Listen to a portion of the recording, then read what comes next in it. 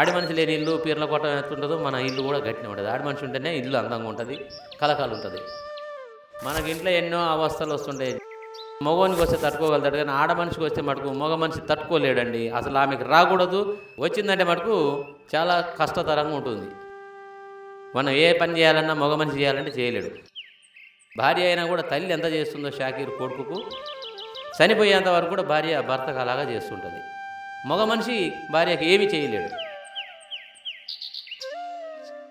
నా పేరు మంగమ్మ, మాది కన్యకల్లు. మా పేరు బొల్ల వెంకటేశ్వర్లు. ఇక మేమిద్దరం చిన్నపాటి వ్యాపారం పెట్టుకున్నాం, కిరాణం. ఆ కిరాణం దాంట్లో తోడుగా మేము ఇడ్లీ వ్యాపారం పెట్టుకున్నాం, టిఫిన్ సెంటర్. దాంట్లో పావుల బేడ వస్తుంటే భోజనం కాలక్షేపం గడుస్తున్నది. నా పేరు గుర్రం రామలింగయ్య. ఇప్పుడు ఈ పేషెంట్ మంగమ్మ మా స్వయన సిస్టర్. మేము అంటే మా కుటుంబంలో ఇద్దరు అన్నదమ్ముళ్ళం సార్. ఆయన క్యాన్సర్ వచ్చేసి మా అన్నయ్య గారు కాలం చేసిండు. సరే ఏంటంటే మాకు ఇద్దరమే ఉన్నాం, మాకు తోడు ఎవరు లేరు. ఇక నా కూతురు నా అల్లుడు ఉన్నారు, నా దంటాను ఉంటారు, ఇక వాళ్ళే అనేసి వాళ్ళని ఇక్కడ తీసుకొచ్చుకొని వాళ్ళకి చిన్నపాటి వ్యాపారం పెట్టించిన సార్. వాళ్ళు, మేము, మా పిల్లలు, మనవాళ్ళు, మనవరాళ్ళు అందరం కలిసి కూడా హ్యాపీగా ఉంటున్నాం. ఎలాంటి ఇబ్బందులు లేకుండా మంచిగా బతున్నాం సార్. ఆస్తి లెక్క కాదు, అంతస్తులు లెక్క కాదు, ఐశ్వర్యం లెక్క కాదు, మనిషికి సంతోషమే ముఖ్యం సార్. మా మిస్సెస్కి కొంచెం చిన్న ప్రాబ్లం వచ్చేసింది. ఆ ప్రాబ్లం 2023లో వచ్చింది సార్. 2023 ఎండింగ్లో, డిసెంబర్లో. అయితే నాకు ఫస్ట్ కడుపులో నొప్పి లేసింది. ఒక 5 సంవత్సరాలు అవుతుంది డేట్ అయిపోయి. మళ్ళీ తర్వాత డేట్ వచ్చింది. డేట్ వచ్చేసరికి ఎందుకో మళ్ళీ డేట్ వచ్చిందని ఒక పక్క అమ్మకు చెప్పిన. ఒక ముసలి అమ్మమ్మ కావాలి, అమ్మకు చెప్తే అన్నదిగా అట్లా కాకూడదే అమ్మాయి, హాస్పిటల్లో పోయి చూయించుకో, హాస్పిటల్లో చూయించుకుంటే డాక్టర్ ఏం చెప్తారో వాళ్ళని కనుక్కోవాలి, పోయి 5 సంవత్సరాలు పోయి మళ్ళీ వచ్చిందంటే ఇబ్బంది అవుతుందని ఆమె అన్నది. అంటే సరే అని హాస్పిటల్ మిర్యాలగూడెం పోయినాం. హాస్పిటల్ పోయిన తర్వాత డాక్టర్ గారికి అడిగిపోతే ఆయన ఏం చేసిండు, అమ్మ ఇది నా వల్ల అయ్యేది కాదు, మీరు వేరే లేడీ డాక్టర్ని కన్సల్ట్ కండి, ఇట్లా సంగతి అని చెప్పిండు. చెప్పిన తర్వాత సరే అని మళ్ళీ వేరే డాక్టర్ కాడికి పోయినాం సార్. డాక్టర్ అమ్మ ఆమె దగ్గర పోయినాం. ఆమె దగ్గర పోయిన తర్వాత ఆమె ఏం చేసింది, ట్రీట్మెంటు ఏముండదమ్మా దీనికి, కాబట్టి మెడిసిన్ రాసిస్తా అని మెడిసిన్స్ రాసి ఇచ్చింది. రాసి ఇచ్చినాక ఆ మెడిసిన్ తెచ్చి వాడినాం సార్. వారం రోజులు ఆడిన తర్వాత ఏమి తగ్గట్లేదు. మళ్ళీ పోయినాం. మళ్ళీ పోయిన తర్వాత ఏంది మేడం ఏమన్నా తగ్గలేదు, ఏం సంగతి అని అంటే, లేదయ్యా ఈమెకి స్కానింగ్ తీయాలని అన్నది. స్కానింగ్ తీసిరు, అమ్మ నీకు గర్భసంచి కొద్దిగా ప్రాబ్లం ఉంది, నీకు ఆపరేషన్ చేయాలని చెప్పిరు వాళ్ళు. అని అంటే మరి ఆపరేషన్ అంటున్నారు మేడం, మేము ఒప్పుకుంటాం కానీ మరి దానికి ఏ గడ్డ ఏమిటికి ఆపరేషన్, ఆ గడ్డ ఏమైంది ఏం సంగతి మాకు తెలియదు అని అంటే మరి బయాప్సీ చేద్దామని అన్నది. సరే అని బయాప్సీ చేయమన్నాం. బయాప్సీ చేయించినాం. బయాప్సీ చేయించిన తర్వాత ఏం చేసింది సార్, ఆ సర్జరీ తప్పకుండా చేయించుకోవాలి సర్జరీ అన్నది. ఎంత అవుతుంది మేడం అంటే 60,000 అవుతుంది అన్నది. ల్యాప్రోస్కోపిక్ 60,000 అవుతుంది అన్నది. మిర్యాలగూడెంలో పేదవాళ్ళం అంత ఇవ్వలేము మేడం, మరి ఎంతో కొంత 30,000 ఇస్తామని అంటే కాదన్నది. కాదన్న తర్వాత ఏం చేసినాం సార్, మా నుంచి బయటికి వెళ్ళినాం. నీకు 30,000 అంటావు, మనిషి ప్రాణం కావాలంటావు, నువ్వు చీటీ మాటికి అంటే ఆన్సర్ అడుగుతావు, ఏం గడ్డ అంటావు, అదంటే ఇదంటావు, నీకు మనిషి ప్రాణం కావాలన్నా గడ్డ కావాలన్నా అని అంటుంది. నా వల్ల కాదు, మీరు బయటికి వెళ్ళిపోండి అని మా కాగితాలు మొత్తం మాకు ఇచ్చేసింది. ఇచ్చిన తర్వాత మా అల్లుడు ఏం చేసిండు, వాళ్ళ ఫ్రెండ్ మీరు నల్గొండలో ఉంటాడు, ఆయన ఆర్ఎంపీ డాక్టర్, ఆయనకు ఫోన్ చేసిండు సార్. నల్గొండ తీసుకొచ్చిన తర్వాత మనం వాడు మాట్లాడదాం మేడం ముందులని అన్న తర్వాత ఆయన పోయిన తర్వాత ఆ మేడం చూసింది, అన్ని రిపోర్ట్లు చూసింది సార్. చూసి లాస్ట్కి అన్నది కదా బయాప్సీ రిపోర్ట్ ఏదని అడిగింది. బయాప్సీ రిపోర్ట్ అంటే మేడం అలానే ఉంది సార్, మేడం మాకు తెలియదు, ఆమె ఇవ్వలేదు, మరి అన్ని రిపోర్ట్లు అన్నీ ఇచ్చింది కదా అని అంటే, లేదయ్యా బ్లడ్ టెస్ట్ ఉంది, ఆమె స్కానింగ్ తీసింది ఉంది, అవి ఉన్నాయి కానీ బయాప్సీ అయితే లేదు, మరి ఎట్లా ఏం చేయాలంటే మళ్ళీ బయాప్సీ చేయాలంటే ఇబ్బంది అవుతుంది, ఆ బయాప్సీ బదులు ఇప్పుడే గర్భసంచి తీసేద్దాం సంగతి అని చెప్పుకొచ్చింది. సరే మేడం మీరు అంటే చెప్పిన ఏంటో మరి మా చేతుల్లో అయితే ఏం లేదు, మేము చేసేది కాదు, అది మీరు చేసే ప్రయత్నం అది. సరే అని ఇంటికి వచ్చి ఇక 2 రోజుల్లో డబ్బులు తయారు చేసుకొని పోయినాం. ఆమె ఆపరేషన్ చేసింది, ఒక 4 రోజులు ఉంచుకుంది, అందులో ఇక ఇంటికి పంపించింది. బయాప్సీ పంపిస్తాం వెంకటేశ్వర్లు, మరి ఇట్లా సంగతి వారం రోజులకు వస్తుంది, వారం రోజుల తర్వాత వచ్చి మీరు రిపోర్ట్ తీసుకోపోండి అని చెప్పింది. మళ్ళీ కడుపు నొప్పి లేస్తుంది చిన్నగా. మళ్ళీ కడుపు నొప్పి లేస్తుందంటే వాళ్ళు ముక్క తీసి పైకి పంపించారు. ఆ ముక్క క్యాన్సర్ ఉందని తేలింది, గర్భసంచి క్యాన్సర్ ఉందని తేలితే ఆమె ఏం చేసింది సార్, ఓన్లీ రిపోర్ట్ పేపర్ మీద రిపోర్ట్ ఇచ్చారు. ఇది తీసుకొని మేమేం చేసినాం, హైదరాబాద్ పోయినాం. అడిగిపోయాను క్యాన్సర్ అని తేలిందల్లా. ఇక్కడికి డాక్టర్ గారు వస్తాడు శనివారం అక్కడ చూపించుకోండి అంటే ఆయన కాడ కూడా చూపించినాం. ఆయన కాడ కూడా చూపిస్తే ఆయన కూడా అన్నాడు కదా ఇది ఫస్ట్ స్టేజ్ నుంచి సెకండ్ స్టేజ్కి వెళ్ళిపోయింది, అప్పుడే మీరు లేట్ చేసిర్రు ఇది సంగతి అని అన్నది. ఇక లేట్ ఏముంది చేపిస్తూనే ఉంటే వస్తూనే ఉంటుంటే అప్పుడే లేట్ అన్నారు. సర్లే మరి అని ఆలోచించుకొని వస్తాం సార్ అన్న. ఎంత అవుతుంది ఖర్చు అని అడిగితే 1,00,000 నుంచి 1,50,000 కావచ్చు అన్నాడు. మరి ఇలా ఫస్టే 1,50,000 అంటే ఈ ఆలీలు జనాలు ఏమంటారంటే హాస్పిటల్ అంటే 1,50,000 ఏంది 5-6 లక్షలు అయితే 10 లక్షలు కూడా అయితే. రీసెంట్ కూడా మా అక్కకు జరిగినప్పుడే ఊళ్ళో వేరే అతను కూడా జరిగింది, 8 లక్షల దాకా ఖర్చు పెట్టుకురాలి అక్కడ. ఇక ప్రాణం కూడా పోయింది, జరగలే.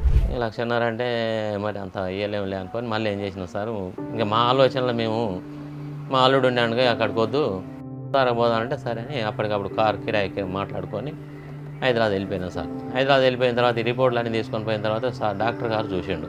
నాకు ఆ పేపర్ రిపోర్ట్ కాదు బయాప్సీ చేసిన డబ్బా కావాలన్నాడు. ఆ ముక్కరి తీసుకురండి అమ్మ, మేము కూడా చెక్ చేసుకోవాలి, మీరు చేసింది మేము కరెక్ట్ కాదు, అవునా మేము చేస్తాం మళ్ళీ అన్నారు. ఆ ముక్క పోయి తెచ్చి మళ్ళీ వాళ్ళకి ఇచ్చినాం. ఇస్తే వాళ్ళు వారం రోజులు అయినాక మళ్ళీ రమ్మన్నారు. సరే అని ఆగిన తర్వాత సార్ మళ్ళీ ఏం చేసిండు, పిలిచిండు ఫోన్ నెంబర్ చేసి పిలిచి ఆపరేషన్ చేయాలి ఇప్పుడు ఎమర్జెన్సీగా. ఆ పరిస్థితి చూస్తుంటే అప్పుడు లివర్ దాకా వెళ్ళిపోయిందంట, దగ్గరికి లివర్కి పోలేదు, లివర్ దాకా ఉంది, ఏమంటే తీసేయాలి అని చెప్పింది డాక్టర్. అది కూడా మీ గ్యారంటీ ఏం లేదు. ఇప్పుడు మేమైతే దేవుళ్ళం కాదు, మేము మీ లెక్క దేవుడు పుట్టించిన మేము డాక్టర్లు మనుషులమే, మేము చేసేది మేము చేస్తాం. మిమ్మల్ని తర్వాత మీరు గబాగా మమ్మల్ని ఏదనేది క్యాన్సర్ అనేది అది మన చేతులు ఏముండవు, మేము చేసే ప్రయత్నం మేము చేస్తాం, అంతేగాని మా చేతుల తర్వాత ఏముండదు.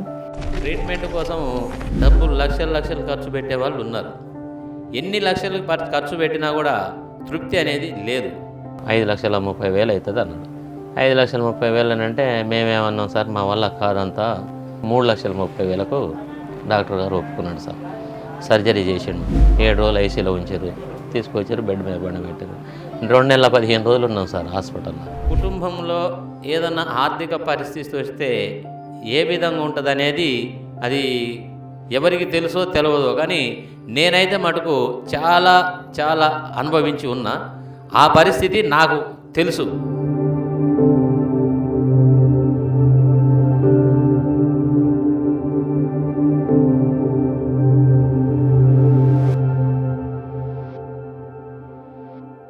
పరిస్థితి చూస్తుంటే ఎంత ఘోరం అంటే అసలు క్యాన్సర్ అంటే ఆలీళ్ళు అంటుంటే విన్నాం కానీ ఇంత క్లుప్తంగా ఇక ఆడ రియల్గా చూసినాం అన్నట్టు. ఓనాడు ఇట్లా నేను గడపలో కూర్చున్న బెడ్లో కూర్చొని యూట్యూబ్ చూస్తుంటే దాంట్లో ఏముందనంటే పునర్జన్ ఆయుర్వేద్ మియాపూర్ ఆల్వినెక్స్ రోడ్ అని అలా వచ్చింది సార్ యూట్యూబ్లో. వచ్చిన తర్వాత నేనేం చేసింటే మా అల్లుడి గారికి ఎమ్మటే ఫోన్ చేసిన, అబ్బాయి ఇట్లా సంగతి మరి పంజాగుట్ట నుంచి మియాపూర్కి దగ్గరే కదా, ఆడ నుంచి బస్సులు ఉంటాయంట, మరి మెట్రో కూడా ఉంది కదా, ఆ మెట్రో ఎక్కి నువ్వు పోయి తొందర కనుక్కొని రా, మరి ఏం సంగతి అయిందని అంటే సరే అని పోయాను సార్. వచ్చిన హాస్పిటల్కి పైకి ఎక్కిన ఆడ 4 ఉన్నారు. ఎట్లా ఉందామంటే ఎవరి బాధలు వాళ్ళు చెప్తారు. సరే నేను వాడుతున్నా, నాకు మంచిగానే ఉంది, 4th స్టేజ్లో ఉన్నప్పుడు మంచిగా ఉన్నదని చెప్పిరు ఆడ వచ్చేటోళ్ళు. వచ్చిన తర్వాత ఇటు సంగతి ఉందా హాస్పిటల్ అంటే ఉన్నది, నిజమే 5 అంతస్తులు ఉంది అని అన్నాడు. ఈమెని అసలు ఏమాత్రం లేపట్టేట్లేదు, కూసబెట్టేటట్లేదు, అనామత లేపుకొని కార్లో బడం పెట్టుకున్నాం సార్. అప్పటికే 4th స్టేజ్ అన్నాడు. ఇక భయం అవుతుంది మాకు, ఇక లేపాలంటే వణుకుతున్నాం గడగడ. ఎట్లా ఈ ప్రాణం బతుదా పోయి అమ్మటే పునర్జన ఆయుర్వేదికి పోయినాయి. పాత రిపోర్ట్లు మిర్యాలు కూడా అయిపోయింది, నల్గొండ అయిపోయింది, తారక అయిపోయింది, అన్ని రిపోర్ట్లు చూసాం. దేవుడి మీద భారం వేసింది, తగ్గాలి దీంతో. నాకు ఈ పునర్జన ఆయుర్వేద అనేది నాకు నమ్మకం కలిగింది దాని మీద. వాళ్ళు ఏ పద్ధతి ఎమ్మటి చెప్పినారో ఆయుర్వేదిక్ వాళ్ళు అదే పద్ధతి ఎమ్మటి మేము కూడా పాటించినాం సార్. ఇప్పుడు నా భార్య మంచిగా లేచి తన పని తను చేసుకుంటుంది, బట్టలు పిండుకుంటుంది, ఇండ్లు ఊపుతుంది, అన్ని కార్యక్రమాలు చేస్తుంది. ఇప్పుడు నిన్న వాళ్ళు ఏమంటుంది, మళ్ళీ హోటల్ పెట్టుకుందామా, హ్యాపీగా ఉంది కదా అని అంటుంది. 2 రోజులు ఆగుదాం తర్వాత చేద్దాం అని ఆలోచనతోటి మేము ఈ పునర్జన ఆయుర్వేద జన్మలు కూడా మర్చిపోయి ఇంకా 10 మందికి కూడా 100 మందికైనా చెప్పేంత స్తోమత ఉంది నా దగ్గరలో. మనిషికి జబ్బు అనేది వస్తూనే ఉంటుంది, పోతూనే ఉంటుంది. వచ్చిన తర్వాత ఆ జబ్బులో మనిషి నలిగిపోవడం అనేది చాలా బాధ. ఇప్పటి వరకు అయితే మంచిగానే ఉంది. అయితే స్కానింగ్ తీయించుకోనమ్మని చెప్పిండు సారు. మొన్న పోయి ఇవాళ 3వ తారీఖు నాడు స్కానింగ్ తీయించుకున్నాం. సార్కు పెద్ద సార్ కాడికి పోయినాం, చూపించినాం.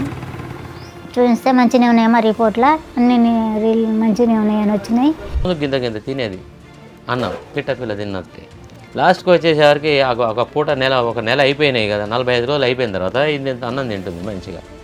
అన్ని కార్యక్రమాలు మంచిగా ఉన్నాయి. మంచిగా అసలు మేము అనుకోలేదు, కళలో కూడా అనుకోలేదు. ఎందుకంటే క్యాన్సర్ అంటే పేరు వింటేనే భయంకరమైన, అది మధ్యతరగతి మామూలు మనుషులు వస్తే తట్టుకోలేని, అది ఇబ్బంది పడ్డ వరకే తెలుస్తుంది. కానీ మంచిగా అనిపించింది. ఇప్పుడైతే మాకు మంచిగా హాస్పిటల్ అంటే పేరు పెట్టడం కూడా రియల్గా ఆయుర్వేదిక్ మంచి పనిచేసిందండి. ఏం పెట్టిండో ఏం సంగతో ఆ డాక్టర్ గారు కానీ బొమ్ము వెంకటేశ్వర రెడ్డి గారు కానీ నెంబర్ 1 సార్ ఆయన. మీరేమన్నా ధన్యుడు, సచ్చే ప్రాణాలని పోయే ప్రాణాలని బతికిస్తుండే.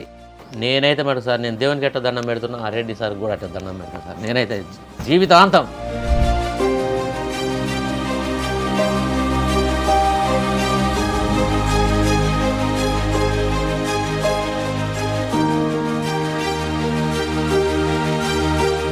ముప్పై 8 సంవత్సరాలలో అయ్యాల లగ్గంలో పట్టుకున్న చెయ్యి వదలని, ఇప్పుడు కాదు ఇంకా ముందు జన్మలో కూడా ఇక ఆమె చేతిని వదలను. ఆమెని ఎట్లా చదువుకోవాలంటే అట్లా చదువుకుంటాం, అట్లా ఉంటాం మేమిద్దరం దంపతులు.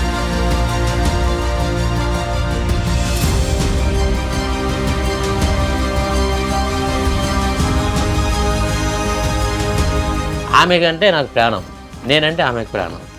పదే చెప్తున్నాను నేనైతే మటుకు పునర్జన్మ నాకు ఒక కొత్త జన్మని ఇచ్చింది.